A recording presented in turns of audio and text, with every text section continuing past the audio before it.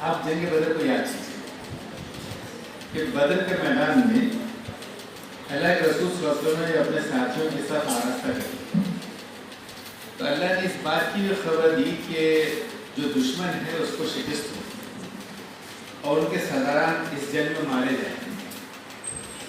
بلکہ اللہ کے رسول صلی اللہ علیہ وسلم نے یہ تک بتایا کہ کون سا دشمن کس اسپاٹ پر گرے اور کہاں اس کی لاش پڑی۔ اتنی بشارت کھول کر اللہ نے اپنے نبی کو دی۔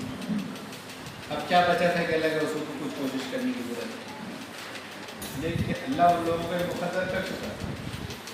لیکن یہ سمجھ کر یہ ہے کہ وہ کرنے کے لیے آپ کو اپنا رول پلے کرنا پڑتا ہے، اور کس نزاکت کے ساتھ، کس وضاحت کے ساتھ، کس اہتمام کے ساتھ اللہ کے رسول نے اپنے ساتھیوں کو آراستہ کیا، ویل ڈسپلن، اور کتنے سلیقے سے لائی۔ اس میں اس کا موقع نہیں ہے ورنہ بات بہت طویل ہو جائے گی، لیکن اصحاب سیر نے سیرت کی کتابوں میں لکھا ہے کہ آپ صلی اللہ علیہ وسلم نے اتنی منظم لڑائی لڑی کہ قریش اس کو ایکسپیکٹ نہیں کر سکتا، ایک ایک ڈیٹیل میں اور جزیات میں جا کر پرفارم کیا۔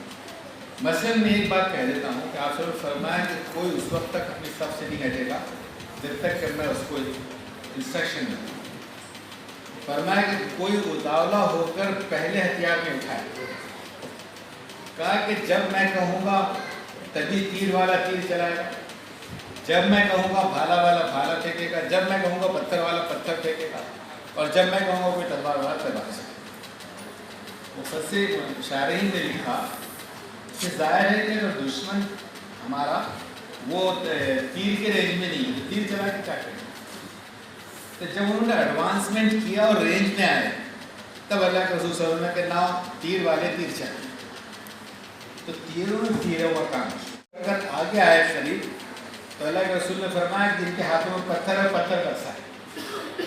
پھر وہ چل کر اور آگے آئے، نیزے کے ڈسٹینس پر آیا تو کہ نیزے والے نیزے استعمال کریں، پھر نیزوں کے بعد بھی وہ تلوار کی بات ہے۔ ایسی کئی اور مثالیں دی جا سکتی ہیں، لیکن زندگی جو ہے نا بہت پلانڈ اور بہت ہی طریقے سے استعمال کرنا ہے۔ ہم بہت سی چیزوں کو استعمال کرنے کے معاملے میں کیئرفل نہیں۔ میں نے پہلی بات جو کہی وہ بات یہ ہے کہ آپ کو ایفرٹس لیں گے تو اللہ کی مدد آئے گی، اس مدد کے لیے پھر بعد میں سارا صرف کر دینے کے بعد اللہ کے رسول صلی اللہ علیہ وسلم عریش میں بیٹھ کر دعا کریں گے کہ اللہ میری مدد۔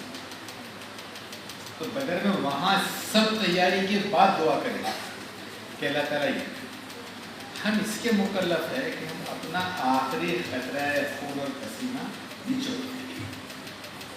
ہم سے کیا ہو سکتا ہے وہ بیسٹ پاسبل۔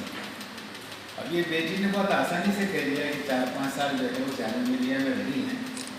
آپ کو اس سے پہلے اسی محفل میں جو لوگ شریک رہے ہوں گے تو انصار کی بات کیا جس نے بہت کم عمر میں UPSC کوالیفائی کیا۔ اس نے کہا میں اتنا لکھتا تھا کہ لکھتے لکھتے میرا ہاتھ درد کر گیا، تو میں گرم پانی رکھتا تھا اور اپنا ہاتھ کچھ دیر کے لیے گرم پانی میں چھوڑ دیتا، اور چھوڑ دینے کے بعد اس سے کچھ میرے ہاتھ کو راحت۔ تو صلاحیت اللہ نے ہر ایک کو دی ہے، کسی کو 2 بھیجے، 4 آنکھیں، 2 زبانیں جس کی وجہ سے وہ اچھا کر سکے، ایسا نہیں دیا۔ سب کو ایک ہی چیز دی، سوال اس کی سنسیئرٹی کا ہے، اس کو پوری توجہ کرنے کا ہے۔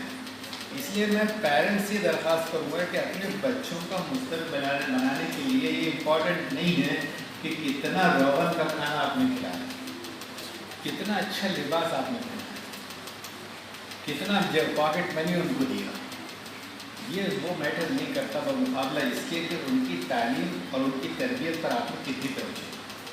میں جب بھی کہتا ہوں تو مجھے منی شنکر ایئر کا خود کا واقعہ یاد آتا ہے۔ منی شنکر ایئر ایک پروگرام میں تو بتانے لگے کہ جن دنوں وہ وہاں پہ وائٹس ہوئے تو وہ ٹریول کر کے ان کی والدہ جو ہے پریشانی میں، اس نے گھر میں جتنا پان ہو سکتا تھا زیور پیسہ بس وہی سمیٹ سکتی تھی، بلڈنگ کو سمیٹ نہیں سکتی۔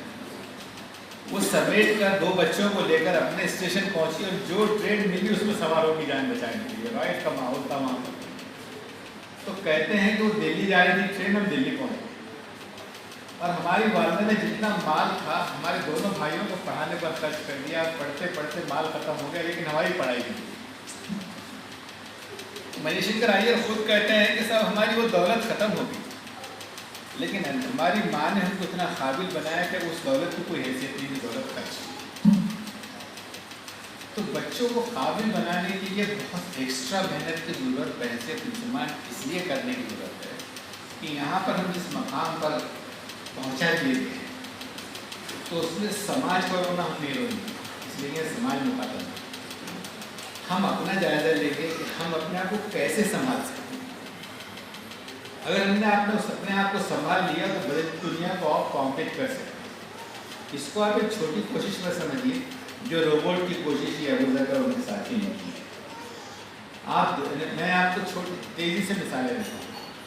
ہماری عمر کے لوگ جو ہیں، میں پرسوں ہماری نوازی سے بتا رہا تھا کہ نوتن کالج سے گزرتے ہوئے یہاں پہ تار آفس تھا، وہ کہہ رہے کہ تار کیا ہوتا ہے، تار آفس جو تھا پیچھے بول رہی ہے، تو یہ سب چیزیں آن لائن ہوگی تو اہمیت اس کی نہیں ہے کہ آپ نے جین پہنایا یا برانڈیڈ جو ہے اس کو آپ نے ڈریس دلایا۔ امپورٹنٹ یہ ہے کہ آپ نے ایجوکیشن کے سافٹ ویئر کو مبنی گیجٹ اپنے بچے کو دلایا ہے۔ بہت مہنگا نہیں، بہت مہنگا نہیں، لیکن اگر آپ نیٹ کنیکٹ ہو کے پازیٹیو نگرانی کے ساتھ اگر چاہتے ہیں کمپیٹ کریں تو اس کی اساس علم ہی ہے، اس کی اساس صرف اور صرف علم ہے۔ اور یہ ڈے ون سے نہ میں بتا چکا ہوں کہ تم کو عزت ملے گی تو ریسرچ سے۔ آدم اگر خلیفہ بنے گا تو ریسرچ کی بنیاد پر بنے گا۔ اس لیے یہ ریکویسٹ کے علم کے لیے سیریس رہیے اور اپنے بچوں کو اور محنت کیجیے۔ کبھی بھی جو ہے یہ مت سمجھیے کہ آج ہم جیت گئے۔ ہر ہارنے والا، جب بھی کوئی دوڑ ہوتی ہے یا کوئی مقابلہ ہوتا ہے تو اس میں 50 لوگ دو مقابلے میں ہوتے ہیں، سیکنڈز کے فرق سے پہلا والا آدمی جیتا ہے، اور اس کے پیچھے دوسرا لگا ہوا تھا لیکن ایک قدم پیچھے ہوا بس اور وہ 2 نمبر پر آ گیا، اس سے ایک قدم تیسرا پیچھے لگا اور 3 نمبر پر آ گیا، اور چوتھا اس کے ساتھ رہنے کے باوجود انعام نہیں حاصل۔ تو مسابقت کی جو دوڑ ہے وہ مستقل یہ تحریک دلاتی ہے کہ یہ چانس میرا مس ہوا لیکن اب سیکنڈز کا چانس میں مس نہیں کروں، اور اپنے بچوں کو میں سیریسلی کھڑا کروں۔ یہ ایک پہلی درخواست تھی۔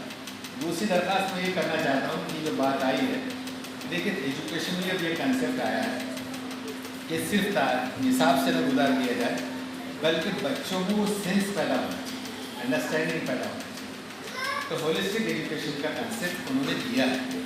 اس ہولسٹک کنسیپٹ میں آپ کو پھر بھی مائنورٹی میں درخواست کرنا چاہوں گا کہ یہ صرف ایسا نہیں ہے کہ آپ پریزیڈنٹ ہو گئے یا پرائم منسٹر، یہ اتنی بڑی ذمہ داری ہے کہ سیدنا عمر کے وقت آخر میں لوگوں نے کہا کہ آپ عبداللہ بن عمر کو بھی اس ریس میں رکھیے۔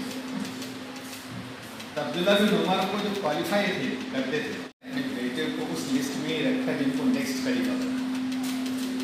عمر نے کہا کہ اگر خلافت کوئی اچھی چیز تھی تو خطاب کے خاندان سے عمر کا، میں اپنے بیٹے کو اس آفت میں نہیں ڈالنا چاہتا کہ وہ خلافت کی کوشش کرتا ہے، لیکن عمر کا وہ کریکٹر ہے کہ میں بہت پہلی بات آپ سے سن رہا ہوں۔ سیدنا عمر نے کہا کہ خلافت کے رہتے ہوئے یہ جائز نہیں ہے کہ لوگ اللہ سے دعا مانگیں۔ بہت بڑی بات ہے، خلافت کے رہتے ہوئے اس کا جواز نہیں ہے کہ لوگ اللہ سے دعا مانگیں۔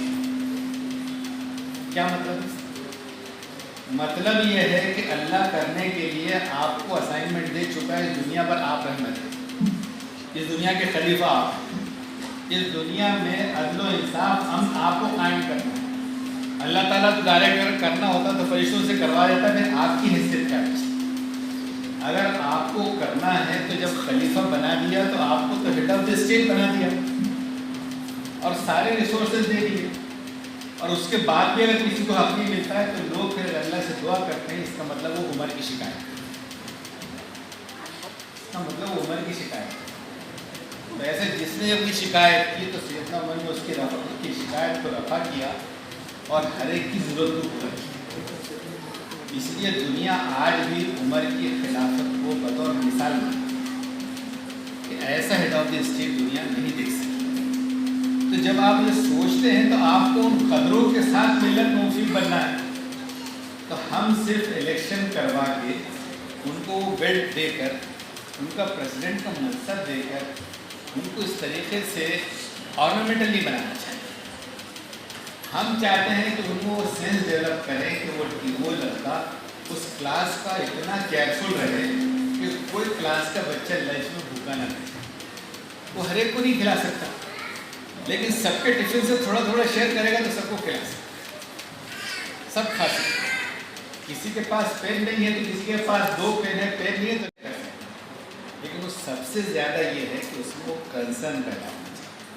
तो तालीम अगर है तो तालीम तज़किया चाहती है, और तज़किए के माना किरदार के है, और किरदार है जो अदब और सलीका सिखाता है। ये किरदार जो है दूसरी शनाख्त होनी चाहिए। पहली शनाख्त होनी चाहिए इल्म का रसूख, दूसरी शनाख्त होनी चाहिए किरदार, और हर 2 चीज़ के एहसास हमारे पास हमारा दीन है। तो यहाँ हमको इसकी दूसरी दरख्वास्त ये करनी चाहिए कि चीज़ें रस्मी ना हो, बल्कि उसमें स्पिरिट हो, और उस स्पिरिट के साथ बाकी फिर हालात जो भी आएंगे तो उस विजन के साथ हम उन्हें का मुकाबला कर लेंगे इंशाअल्लाह। और यहाँ पर ये भी तारीख इस पर गवाही देती है कि मुसलमान जब भी गालिब रहे, कभी अक्सरियत में नहीं, कभी अक्सर हमेशा अक़लियत में रहे, यहाँ पे सदियों रहे, कभी अक़लियत में। तो ये इशू नहीं है कि इसमें आपको समाज में कैसे आप मेजॉरिटी होगी, उसका फ़न तो दूसरा इशू है। सोशल इंजीनियरिंग का जो सीरत का बहुत खूबसूरत बाब है, ये मौका नहीं है उस पर जिक्र करें, लेकिन हौसला रखिए। और अपने टीचर्स से मैं दरख्वास्त करूँ कि जो कुछ है यहाँ परफॉर्मेंस उन टीचर्स की मेहनतों का नतीजा है। उनको अपनी मेहनतों को इबादत में बदलने के लिए और मेहनत करना चाहिए, और मेहनत करने के लिए अपने आप को और संवार करना चाहिए। इसलिए कि अगर नस्लों के संवारने की नीयत ठीक होगी, क़िबला दुरुस्त होगा, तो आज 2 पैसे चाहे कम मिलें, लेकिन अल्लाह आखिरत में आपको बहुत निहाल करेगा। और कहते हैं कि सदक़े जारिया में एक सदक़े जारिया वो है जो अच्छा इल्म किसी ने किसी को दिया और उसने उससे आगे पहुँचाया, और उसने उससे आगे पहुँचाया। तो हमारी टीचर्स से हम ये तवक्को रखते हैं, दरख्वास्त करते हैं, एकदम दरख्वास्त करते हैं तो अपनी नस्लों को और संभालें और निखारें, ताकि हम मिल्लत की एक ऐसी तस्वीर पेश कर सकें जो नापसंदीदा नहीं बल्कि मतलूब है। और पेरेंट्स से दरख्वास्त करेंगे कि वो अपने बच्चों के संवारने को तरजीह दें, उन पर तवज्जो दें, उनको मुस्तकिल स्टडी करने का आदी बनाएं, और इनके शौक़ से उनको भर दें। हम सब मिलकर ये कोशिश करते हैं तो इंशाअल्लाह तस्वीर बदलेगी। आप सब ने जो मेहनत की ओलंपियाड के नाम से, स्टडीज़ के नाम से, एजुकेशन के नाम से, आप सबका शुक्रिया। अल्लाह ताला आप सभी की कोशिशों में बरकत अता फरमाए। और आप लोग दावा